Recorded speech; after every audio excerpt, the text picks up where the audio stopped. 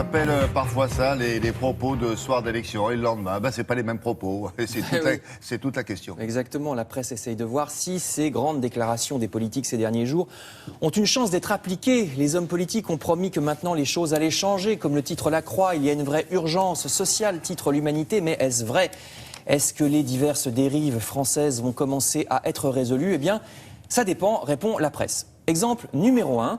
Le millefeuille administratif, là, hélas, ça ne s'arrange pas. Figurez-vous que le nombre de fonctionnaires territoriaux, c'est-à-dire dans les communes, les régions, les départements, le fameux millefeuille administratif, le nombre de ces fonctionnaires a encore augmenté, encore 1,5% de hausse, nous dit le Figaro Économie.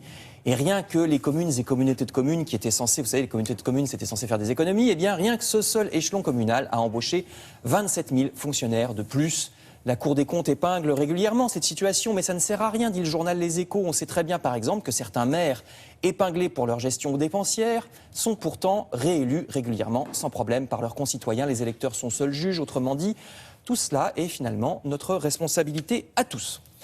Autre question, est-ce que les dérives islamistes, elles, commencent à être résolues en France ? Eh bien là, peut-être, nous dit le Figaro. Il semble bien y avoir eu une prise de conscience. Les tribunaux se sont saisis du problème, je cite, de l'islamisme ordinaire. Ce que le journal appelle comme ça, c'est les petites provocations, les apologies du terrorisme à la petite semaine et quand même quelques agressions. En un mois, depuis le 13 novembre, les tribunaux ont jugé autant de ces affaires que pendant tout le début de l'année. Les instructions de fermeté du gouvernement semblent suivies. Et ce qui est effrayant, c'est que c'est souvent des jeunes, des mineurs, dans un quart presque des affaires.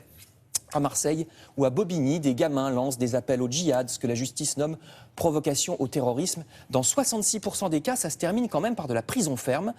D'un côté, le Figaro salue cette réaction de la justice, mais de l'autre, il s'inquiète. Que va-t-on faire plus tard de tous ces jeunes ? Le Canard enchaîné, lui non plus, n'est pas très optimiste parce que le journal rappelle, par exemple, combien il est facile à ces délinquants de se procurer, s'ils le veulent, une arme. Au Canard enchaîné, ils ont réussi en 5 minutes à commander une Kalachnikov sur Internet, 400 € taxes comprises, fusil venant d'Europe de l'Est où la réglementation est assez laxiste. Le Canard enchaîné s'effraie aussi d'une autre dérive, le côté communautariste qui s'ajoute à tout ça. Puisqu'on a vu lors de ces régionales une nouveauté, un parti musulman, l'Union des démocrates musulmans français. Alors bien sûr, c'est un parti qui ne soutient pas le terrorisme, attention, il ne faut pas tout confondre.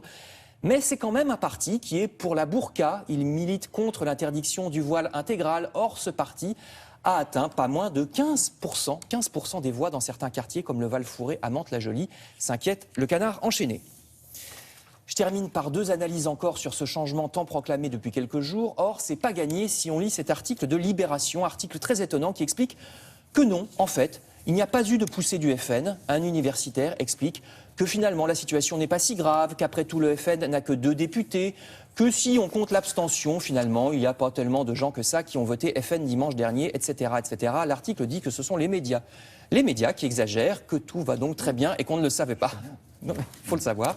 Je termine avec les Échos qui prennent un exemple, un seul, mais qui résume à leurs yeux tout sur ce déni, cette incapacité à réagir qu'aurait la France. Exemple concret pris dans notre économie, c'est l'exemple des auto-écoles qui résumerait, selon les Échos, le mal français. Ça fait des années, écrit le journal, qu'on sait que le système ne marche pas, les auto-écoles sont plutôt chères, les délais d'attente sont exorbitants. Il serait simple d'autoriser, par exemple, tout moniteur diplômé à travailler de manière plus libre, mais non, même l'attribution des places à l'examen du permis est gérée par les auto-écoles. Il est impossible de couper au système. L'État se contente d'un projet de réglementation des prix qui ne sera, dit le journal, qu'une énième mesurette. Est-ce que donc tout va changer comme le promettent les politiques ? Pas sûr, répondent les journaux. J'ai M. Thierry D de Paris qui me demande si la Kalachnikov a été livrée.